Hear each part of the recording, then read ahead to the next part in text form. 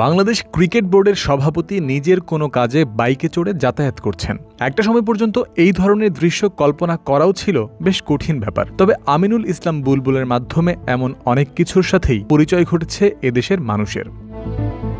৩৯তম জাতীয় ব্যাডমিন্টন টুর্নামেন্টের উদ্বোধনী অনুষ্ঠান, সেখানে যোগ দেওয়ার জন্যই বাইকে করে এসেছেন বিসিবি প্রেসিডেন্ট। রাস্তাঘাটের তীব্র যানজট কাজ করেছে এই সিদ্ধান্তের প্রভাবক হিসেবে। বিসিবির দায়িত্ব নেওয়ার জন্য দীর্ঘদিন পর বাংলাদেশে ফিরে বুলবুলের সাদামাটা জীবনযাপন ইতোমধ্যেই অনেকের নজরে এসেছে। অস্ট্রেলিয়াতেই পরিবার নিয়ে স্থায়ীভাবে বাস করেন, যে কারণে এদেশে তার ব্যক্তিগত গাড়িও নেই। কিছু ক্ষেত্রে ক্রিকেট বোর্ডের কাজে বোর্ডেরই গাড়িতে করে যাতায়াত করতে দেখা গেছে সাবেক এই অধিনায়ককে। চলো উড়াই খুশি তুলে নিয়ে হাতে চিয়ার আপ, চলো উড়াই খুশি।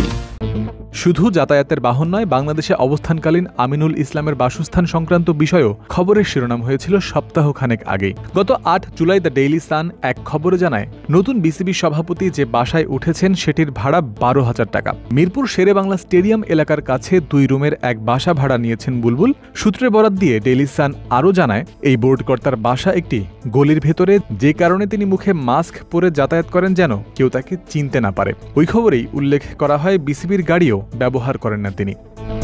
নিজে কত ভাড়ার বাসায় থাকেন, সংবাদ মাধ্যমে সে বিষয়টি উঠে আসায় অবশ্য আফসোস ও অনুশোচনা প্রকাশ করেছেন বুলবুল। এই সম্পর্কে জাগো নিউজ 24.com-কে তিনি বলেছিলেন, থাক না ওই বাসার কথা, আমি কোথায় থাকলাম, কত টাকায় ভাড়া বাসা নিলাম, এটা কি খুব বড় খবর? এটা নিয়ে কথা নাইবা বলি।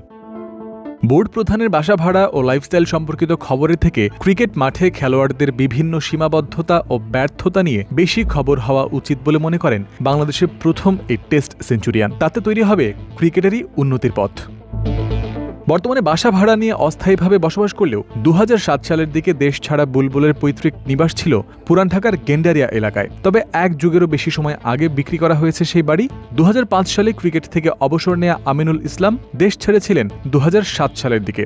মাঝে একবার ঢাকা প্রিমিয়ার লিগে কোচিং করাতে এসে আবাহনীকে চ্যাম্পিয়নও করেছিলেন। এরপর আইসিসিতে চাকরি নিয়ে পরিবারসহ স্থায়ী হয়েছিলেন অস্ট্রেলিয়ায়। বিসিবি সভাপতি হয়ে দেশে ফেরার পর প্রথমে তার বড় ভাইয়ের বাসায় উঠেছিলেন, এরপরে কদিন থেকেছেন হোটেল সোনারগাঁওয়ে। সবশেষে বিসিবির আশপাশেই একটি বাসায় ওঠার সিদ্ধান্ত নেন, যাতে দ্রুত ও সহজে যাতায়াত করতে পারেন, ক্রিকেট বোর্ডকে দিতে পারেন বেশি সময়। জয়ন্ত বিন্দু, ক্রিক ফ্রেন্সি।